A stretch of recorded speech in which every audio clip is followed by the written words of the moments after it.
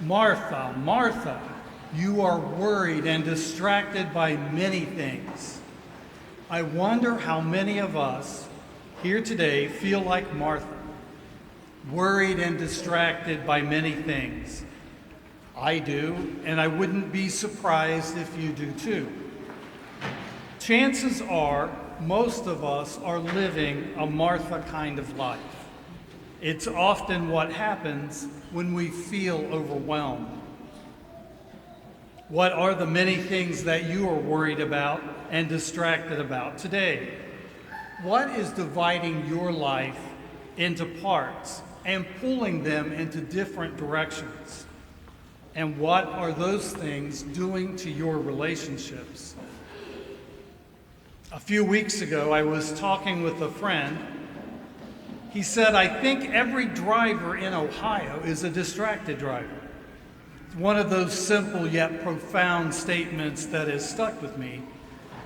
But it's not only about driving cars. It's also a statement about how we are living. We're driving through life with distractions. It's not just dangerous, it's exhausting. Martha is a distracted driver. When Jesus says to her, Martha, Martha, you are worried and distracted by many things, I don't think he's making an accusation. He's making an observation. And when he says Mary has chosen the better part, I don't think he is comparing Mary, who sits at his feet and listens, to Martha, who is busy with many tasks.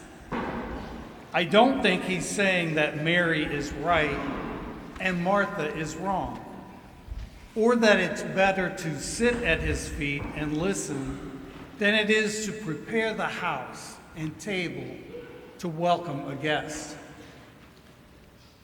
Look at the life of Jesus. In his humanity, he is also conflicted on a Mary-Martha scale, as we all are. Sometimes Jesus went off by himself to be alone, quiet, and still, to sit and pray and listen, to be present to his Father. Other times, Jesus was active, on the move, in the midst of people, busy teaching, healing, feeding 5,000. One is not more important than the other. We need both. Jesus isn't making a value judgment on the things that are Martha. He's recognizing what those distractions are doing to her. When we're distracted by many things, we lose traction and our wheels are spinning. We're not getting anywhere. Martha thinks if Mary would just help, get up and do some of the work, everything would be better. She sees her distractions as consequences. We often do too, but Jesus doesn't address those. He addresses Martha. The distractions are not about what is happening around her, but what is happening within her. Her many tasks have divided her into many parts. Choosing the better part doesn't mean the other parts are inferior or wrong. It simply means that at this time, in this place, and under these circumstances, there is a better part to be chosen. What if Martha could have chosen hospitality with the same focus as Mary chose with sitting and listening? We don't all have to choose the same thing. What if there is a better part for you and a better part for me, just like with Martha and Mary? Life has so many distractions taking us away from the here and now. Even as I speak, some of us are planning what we're going to do today after Mass, instead of being right here and right now. It is with that mentality that I think Jesus has something powerful to say to us here. He would say that it is about caring for the soul, not just the body. Jesus comes to the home of Mary and Martha, sister to Lazarus. Here is the only part of Scripture other than in John where they're mentioned, so it must mean Jesus has to teach them and us something. Mary and Martha both loved Jesus, and on this occasion were both serving him. Martha working hard to try to feed Jesus, but it is Mary who recognizes it is Jesus doing the feeding. Notice Jesus' words here when he answers Martha's criticism of her sister. Jesus says that Mary has made the better choice. Jesus does not need to be fed by Martha. Instead, he wants to feed the sisters at the same time the truth, love, and joy that he wants to feed us.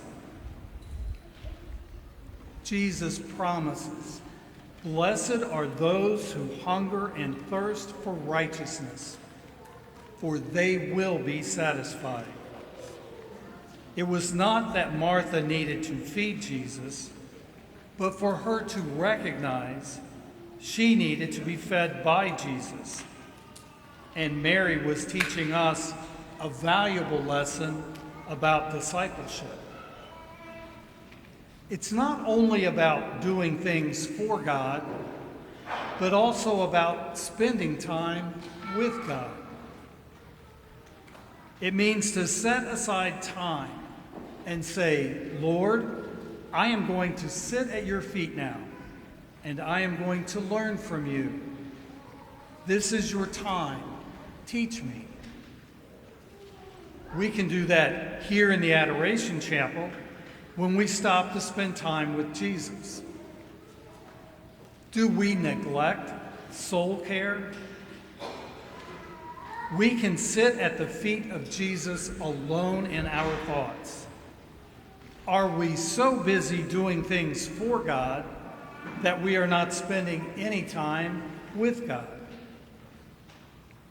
If I find myself too busy to sit with Jesus, then who am I really serving?